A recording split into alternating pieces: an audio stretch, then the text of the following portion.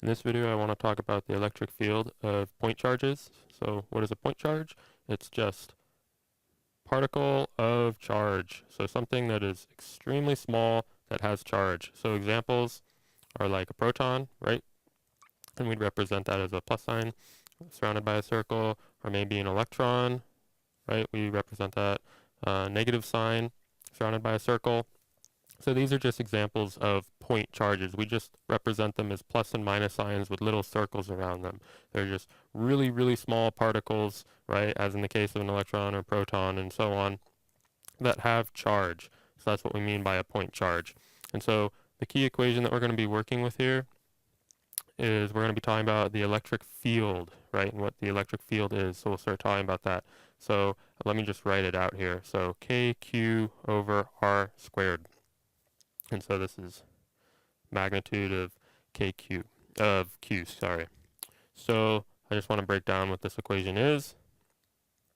So this equation gives the magnitude of the electric field due to a charge, and it actually comes from Coulomb's law.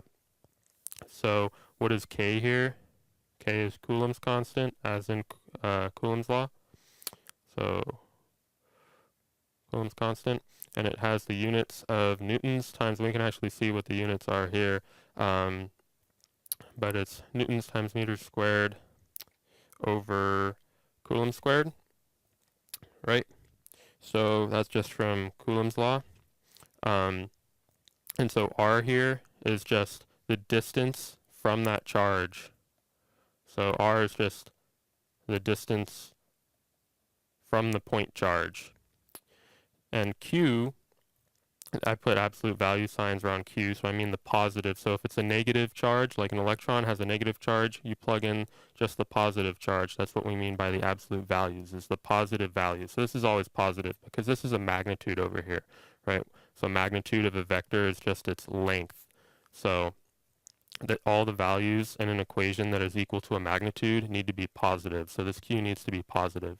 So it's the magnitude, and of course scalar quantities don't really have a magnitude, but I'll just say a magnitude and put it in apostrophes here, because that's what we mean. Like when we're talking about scalars, when we say magnitude, we just mean the positive value of it. So magnitude of the charge in question.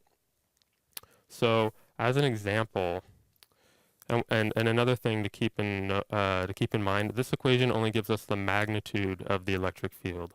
So I'll talk about the direction in a little bit. So, but if I was to just give you a positive point charge, just, so we know how to use this equation, and I said that the Q of it was, I don't know, maybe 5 times 10 to the negative 6th coulombs, right? And so you want to make sure when you plug into this equation that it's in coulombs. So if they give you something in scientific notation, metric prefixes, you want to make sure it's in coulombs, that the distance is meters, and so on.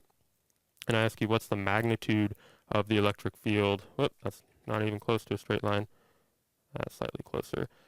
At a distance of, let's say, 0.2 meters, right? And so the way you would do that is you just plug into this equation. So I should also probably emphasize that the value of Coulomb's constant is 9 times 10 to the ninth approximately, and these are its units.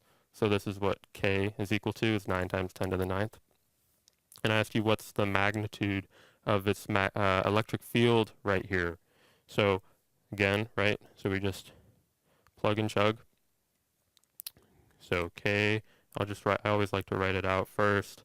So then we have 9 times 10 to the ninth, and then times the magnitude of the charge, which we said was just 5 times 10 to the negative 6th. And I'm also being kind of bad about the units, just because I want to emphasize the numbers. I've given the units here. And so then we also have 0.2 squared. And so you just type that into a calculator, for instance, and that would give you the magnitude of the electric field. So now I want to actually talk about the directions of the electric field due to point charges, because this equation that we have right here was actually up above, but I've written it again over here, only gives you the magnitude of it. So if you want to figure out the direction, you actually have to understand what's going on with an electric field. So we have some rules for an electric field, right? So first rule for positive charges, right? So points away from positive charges, and it points towards negative charges. So that's rule number one.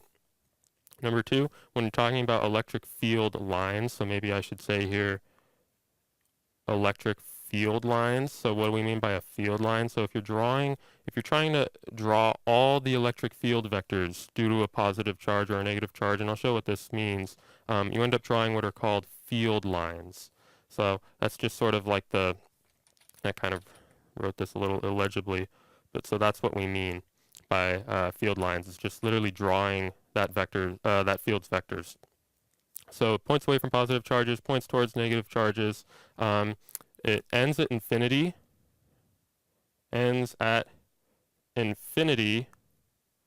or at negative charges, right? And then the third rule is that electric field lines, which are again just all of its electric field vectors put together. And again, I'll draw this. Electric field lines, I can actually draw another straight line here. Electric field lines never cross. And so the reason why electric field lines never cross is just because the electric field lines give the net electric field at that point. And so you can't have more than one net electric field at a certain point, right? So let's say if I had a positive charge here, right?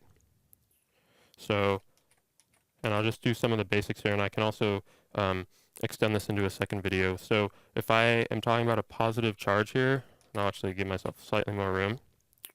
So what does the electric field due to this look like? So we don't even want to talk about the magnitude. We just want to talk about what it looks like. So it's actually going to point radially away from the positive charge, right? And how many electric field lines we draw gives the relative charge of the positive charge. So if I said that, if I like doubled the charge of this positive charge, I'd have to like draw twice as many arrows all the way around that are coming radially outwards from it, right? And then another thing is that the density of these arrows, of these electric field lines, right? So an electric field line can curve because it's just giving all the net electric field vectors here. There's 1, there's 2, there's 3, and so on. So an electric field line is giving all of the electric field vectors for this line, this path.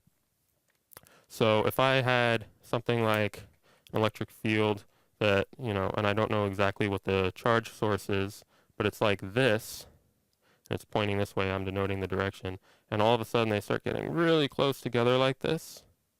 This tells me that the electric field for this is weaker here, meaning its magnitude is less, and stronger down here. So the relative density of the electric field lines, how close they are together, gives you the strength of them. And so before I move on to the next video, I just want to give you the electric field of a negative point charge. So for a negative point charge, well, if the electric field lines point away from a positive charge, they're just going to point towards a negative charge, radially towards a negative charge. So you end up getting something that looks like this, right? With all these electric field lines coming in. And so I just want to emphasize again that an electric field line is just all of the electric field vectors put together over that path. So that's just what we mean by an electric field line, of representing these sort of continuous lines with directions, is really just all the field vectors of that field. So anyways, I hope that was helpful. I'll continue this in the second video.